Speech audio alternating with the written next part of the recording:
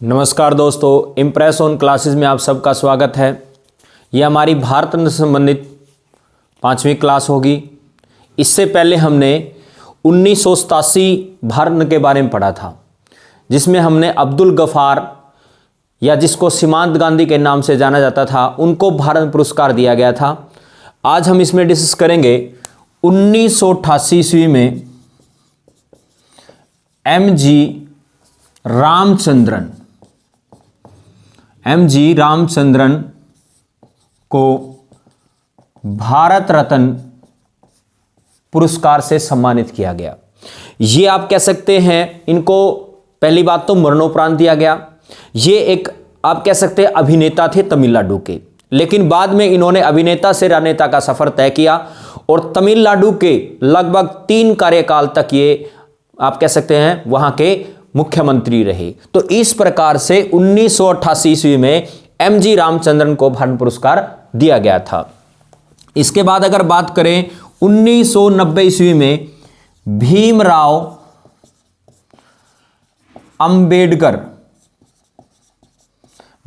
अंबेडकर को भारत रत्न पुरस्कार से सम्मानित किया गया। इसमें बहुत ही अच्छे क्वेश्चन पूछे जाते हैं कि भीमराव अंबेडकर का जन्म कब हुआ।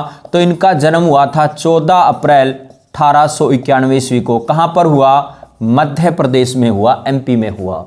और 14 अप्रैल को भीमराव अंबेडकर की जयंती भी मनाई जाती है। और 6 दिसंबर 1956 को दिल्ली में इनका देहांत हो गया था। और यहां पर अगर बात करें, इसके लिए एक समाधि स्थल बनाया गया है जिसका नाम है चैतन्य भूमि समाधि स्थल। और यह कहां पर है? यह है मुंबई में। बहुत बार आपसे क्वेश्चन पूछा जाएगा, चैतन्य भूमि समाधि स्थल कहां पर है? मुंबई में है। और किसकी याद में बनाया गया? वो भीमराव अंबेडकर की याद में बनाया गया है। 14 अप्रैल को क्या बनाया जाता है? भीमराव अंबेडकर की जयंती मनाई जाती है। इसके बाद अगर बात की जाए, इस भीमराव अंबेडकर की वर्तमान समय में एक स्टैच्यू बनाया गया है जिसे बोलते हैं स्टैच्यू ऑफ नॉलेज। और यह है महाराष्ट्र के लातूर जिले में। महाराष्ट्र के लातूर जिले में स्टैच्यू ऑफ नॉलेज के नाम से एक स्टैच्यू बनाया गया है जिसका संबंध भीमराव अंबेडकर से संबंधित है। इसके बाद अगर बात करें, भीमराव अंबेडकर को भारतीय संविधान का जन्मदाता भी कहा जाता है। के.आर. राव जो थे, ये एक बड़े ही संविधान के आप कह सकते ज्ञाता थे। उन्होंने भीमराव अंबेडकर को संविधान का जनक और संविधान की जननी भी कहा है। इसके बाद अगर बात करें, भीमराव अंबेडकर का जो संबंध था, या आप कह सकते हैं भीमराव अंबेडकर जो थे, संविधान सभा में इन्होंने इलेक्शन लड़ा था सबसे पहले बम्बई, आप कह सकते हैं बॉम्बे से। और बॉम्बे से जब इन्होंने इलेक्शन लड़ा तो उस समय ये हार गए थे। उसके बाद मुस्लिम लीग की सहायता से इन्होंने बंगाल में इलेक्शन लड़ा और वहां से उस सीट से ये जीत गए और संविधान सभा के सदस्य बन गए थे। लेकिन इसके बाद जो भारत आप कह सकते हैं आजाद हुआ 15 अगस्त 1947 को, तो भारत और पाकिस्तान अलग अलग हो गए। और भारत और पाकिस्तान अलग होने के बाद जो आप कह सकते हैं बंगाल का जो हिस्सा था, वो बंगाल की जो सीट थी वो पाकिस्तान में चली गई थी। तो इसके बाद वो सीट हो गई वहां से खाली। तो इसके बाद जो भारतीय संविधान के संवैधानिक सलाहकार थे जिनका नाम था बी.एन. राव, उस बी.एन. राव ने यह माना कि संविधान में भीमराव अंबेडकर का महत्वपूर्ण स्थान है। इसलिए उन्होंने भीमराव आप कह सकते हैं डॉक्टर राजेंद्र प्रसाद को एक पत्र लिखकर कहा कि भीमराव अंबेडकर का संविधान में एक महत्वपूर्ण स्थान है, इसलिए इसको सीट दी जानी चाहिए। तो भीमराव अंबेडकर ने बॉम्बे के उस समय प्रधानमंत्री होते थे, यानी उसको उस समय पद जो होता था उसको प्रधानमंत्री कहा जाता था। बॉम्बे के उसमें जो प्रधानमंत्री होते थे उनका नाम था बीजी खेर। उस बीजी खेर को पत्र लिखकर कहा कि आप यहां पर सीट खाली करवाएं, बॉम्बे की सीट खाली करवाएं। और बीजी जयंकर जो थे उन्होंने अपनी सीट खाली की और उसके बाद बॉम्बे से भीमराव अंबेडकर को वहां पर संविधान सभा का सदस्य चुना गया। और यह क्वेश्चन बहुत बार पूछा जाता है। इसके बाद अगर बात की जाए, भीमराव अंबेडकर जो थे इन्होंने तीनों गोलमेज सम्मेलन में भाग लिया। भीमराव अंबेडकर ने आप कह सकते हैं 1932 में पुणे पैक्ट किया महात्मा गांधी जी के साथ। और महात्मा गांधी जी के साथ इन्होंने जो दूसरी गोलमेज सम्मेलन हुई थी, उस गोलमेज सम्मेलन के अंदर महात्मा गांधी जी के विचार और भीमराव अंबेडकर के विचार आपस में नहीं मिले, जिसके कारण वो आप कह सकते हैं दूसरी गोलमेज सम्मेलन असफल हो गई थी। इसी कारण से भीमराव अंबेडकर ने भारत छोड़ो आंदोलन से असहमत रहे। तो इस प्रकार से जितने भी भीमराव अंबेडकर से संबंधित मैंने क्वेश्चन बताए हैं वो आपके एग्जाम में बहुत इंपॉर्टेंट है। ये तो इंपॉर्टेंट क्वेश्चन है ही कि 1990 में भीमराव अंबेडकर को भारत पुरस्कार मिला, लेकिन इससे संबंधित जितने भी मैंने स्टैटिक जीके क्वेश्चन बताए वो बहुत ही ज्यादा इंपॉर्टेंट हैं। इसके बाद बात करें, यहां पर 1990 ईस्वी में ही नेल्सन जो मंडेला जो थे उनको भी आप कह सकते हैं भारत पुरस्कार दिया गया था। और नेल्सन मंडेला जो थे ये आप कह सकते हैं दक्षिण अफ्रीका के पहले अश्वेत राष्ट्रपति बने थे, अश्वेत राष्ट्रपति बने थे। और इनको दक्षिणी अफ्रीका का गांधी भी कहा जाता है, इनको दक्षिणी अफ्रीका का गांधी भी कहा जाता है। और ये गांधी जी के विचारों से बहुत ही प्रभावित थे, इसी कारण से दक्षिण अफ्रीका का गांधी कहा जाता है। और इनको नेल्सन मंडेला को 1993 ईस्वी में 1993 ईस्वी में नोबेल पुरस्कार भी दिया गया था, नोबेल पुरस्कार भी दिया गया था जो शांति से संबंधित था। तो ये जितने भी क्वेश्चन मैंने आपको इसको बताए हैं वे बहुत ही इंपॉर्टेंट हैं। और इनकी एक बहुत ही फेमस आत्मकथा है, या आप कैसे, इनकी फेमस पुस्तक का नाम है a long walk to struggle, a long walk to struggle. ये इनके एक फेमस बुक का नाम है, आप कह सकते हैं। इनकी एक आत्मकथा है जो आप कह सकते हैं जो युवाओं के लिए काफी प्रेरित है। A long walk to freedom, sorry, a long walk to freedom इनकी प्रमुख आप कह सकते हैं पुस्तक का नाम है, a long walk to freedom. इसके बाद बात करें 1991 ईस्वी में जो भारत पुरस्कार दिया गया था, 1991 ईस्वी में जो भारत पुरस्कार दिया गया था वो दिया गया था राजीव गांधी को, राजीव गांधी को। इसके अलावा अगर बात करें तो दिया गया सरदार वल्लभ भाई पटेल को। और थर्ड जो थे उनका नाम था मोरारजी देसाई। इन तीनों को मिला था 1991 ईस्वी में भारत रत्न, राजीव गांधी, सरदार वल्लभ भाई पटेल, मोरारजी देसाई। लेकिन इनसे संबंधित बड़े अच्छे क्वेश्चन बनते हैं। राजीव गांधी जो थे इनकी हत्या 21 मई 1991 को की गई थी, 21 मई 1991 को की गई थी। जब ये तमिलनाडु के अंदर चुनाव प्रचार में भाग ले रहे थे तो वहां पर एक धनु नाम की महिला ने मानव बम बन करके इनके गले में एक हार डाला, और हार डालने के बाद वो आप कह सकते हैं मानव बम बन करके उन्होंने राजीव गांधी की क्या कर दी, हत्या कर दी। इसके बाद यहां पर जो मानव बम के रूप में धनु जो नाम की महिला आई थी उसके पीछे एक आतंकवादी संगठन था जिसका नाम था लिट्टे, जिसका नाम था लिट्टे। यानी इस लिट्टे को आप कह सकते हैं कब स्थापित किया गया था, इस लिट्टे को स्थापित किया गया था 1972 ईस्वी में। 1972 ईस्वी में यह श्रीलंका के अंदर एक पनपा हुआ आप कह सकते हैं एक आतंकवादी संगठन था। और इस संगठन की स्थापना करने वाले थे वेलु पिल्लई प्रभाकरण, इन्होंने इसकी स्थापना की थी 1972 ईस्वी में। बाद में 1976 ईस्वी में इसका नाम बदल करके आप कह सकते हैं लिट्टे रखा गया था। और लिट्टे की कई बार फुल फॉर्म पूछी जाती है, क्या है, तो लिबरेशन टाइगर तमिल इलम। इसकी फुल फॉर्म क्या बनेगी, लिबरेशन टाइगर तमिल इलम, ये इसकी फुल फॉर्म बन जाएगी। उसके बाद अगर बात की जाए 21 मई को अंतरराष्ट्रीय आतंकवादी दिवस भी मनाया जाता है। और राजीव गांधी भारत के ऐसे प्रधानमंत्री हुए हैं जो सबसे युवा प्रधानमंत्री थे।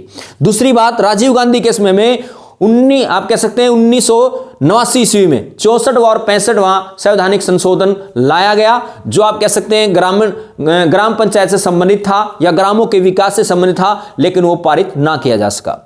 इसके बाद अगर बात की जाए जो सरदार वल्लभ भाई पटेल हैं, सरदार वल्लभ भाई पटेल को पहली बात तो लौह पुरुष कहा जाता है। और सरदार वल्लभ भाई पटेल को लौह पुरुष या भारत का बिस्मार्क क्यों कहा जाता है, क्योंकि उन्होंने भारत की जो देसी रियासतें थी उनको इकट्ठा करने का काम किया था। सरदार वल्लभ भाई पटेल को 31 अक्टूबर को राष्ट्रीय एकता दिवस मनाया जाता है, क्योंकि सरदार वल्लभ भाई पटेल का जन्म 31 अक्टूबर को हुआ था।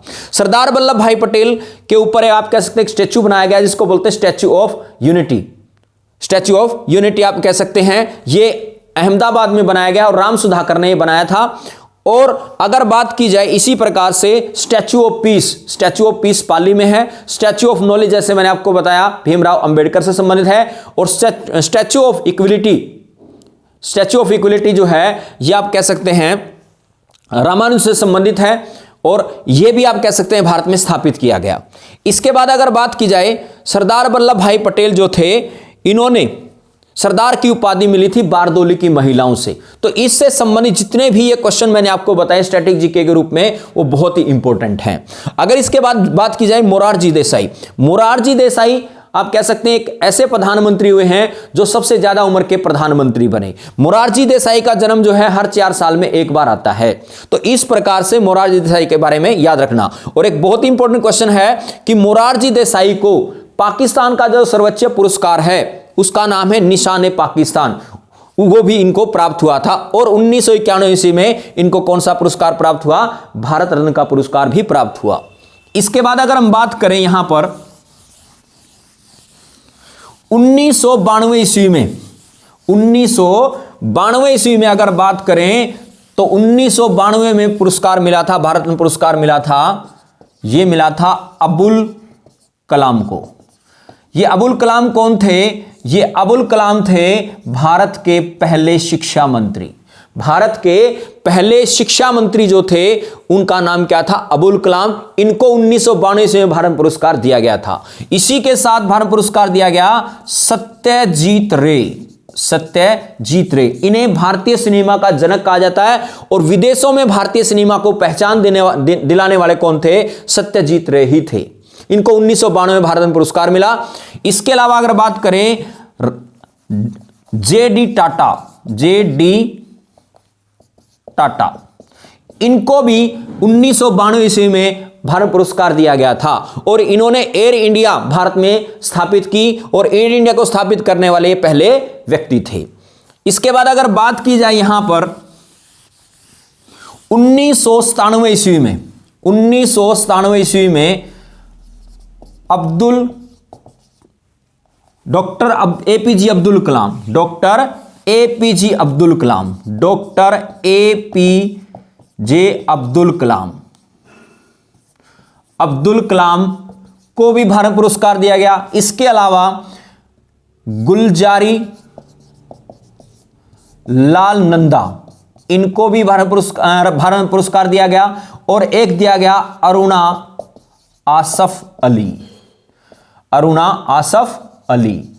मैंने आपको बताया था कि भारत में 5 ऐसी महिलाएं हुई हैं जिनको भारत पुरस्कार दिया गया है और मैंने इसकी वीडियो पहले आपको बताई थी और या बना रखी है, जो बहुत ही वेरी इंपॉर्टेंट है, उसको आपको देखना चाहिए।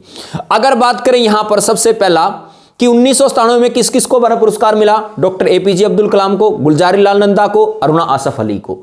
कई बार यहां पर क्वेश्चन पूछते हैं कि जी एपीजे अब्दुल कलाम का पूरा नाम क्या है? एपीजे अब्दुल कलाम का पूरा नाम है अबुल पाकिर, अबुल पाकिर जैनुअल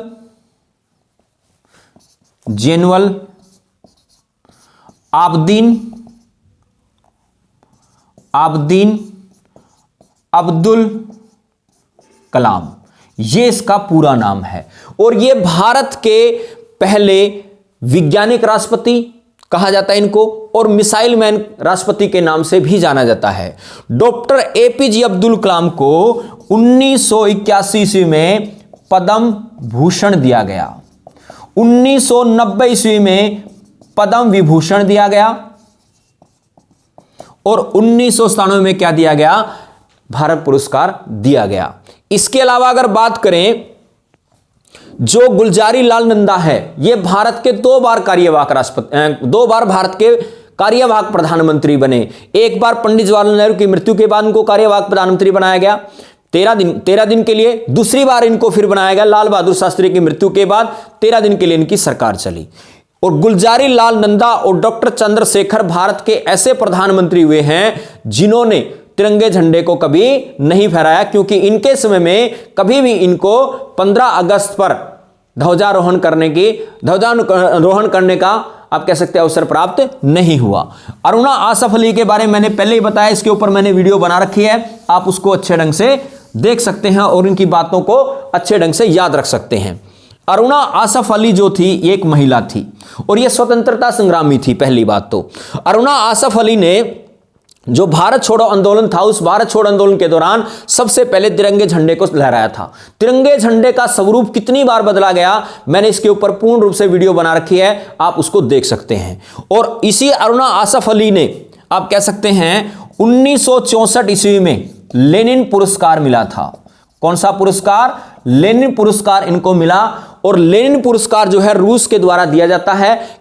आप कह सकते हैं कोई भी साहसिक कार्य किया जाता है, कोई भी साहित्य का कार्य किया जाता है, उसके द्वारा दिया जाता है।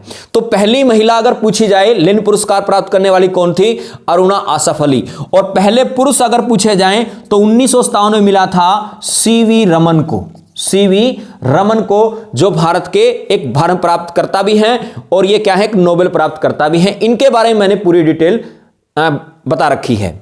इसके अलावा अगर बात की जाए, जितने भी भारत संबंधित मैंने अभी तक ये पॉइंट बताए हैं, आपके एग्जाम के अंदर बिल्कुल एज इट इज पूछे जाते हैं। लेकिन जब तक आप इन वीडियो को बार बार नहीं देखेंगे तब तक आपको चीजें याद नहीं होंगी। जितनी बार आप इन चीजों को देखेंगे उतना आपको जल्दी क्वेश्चन याद होगा और इनसे संबंधित जो स्टैटिक जीके है वो आपके एग्जाम में बार बार पूछी जाती है। तो दोस्तों, अगर आपको ये वीडियो अच्छी लगी हो तो आप इसे लाइक करें, मेरे चैनल को सब्सक्राइब करें और ज्यादा से ज्यादा शेयर करें और कमेंट में बताएं कि आपको ये वीडियो कैसी लगी। इसके अलावा जो हमारे माता पिता हैं, हमें उनकी सेवा करनी चाहिए और जो हमारे देश के सैनिक हैं उनका सम्मान करना चाहिए। तो धन्यवाद।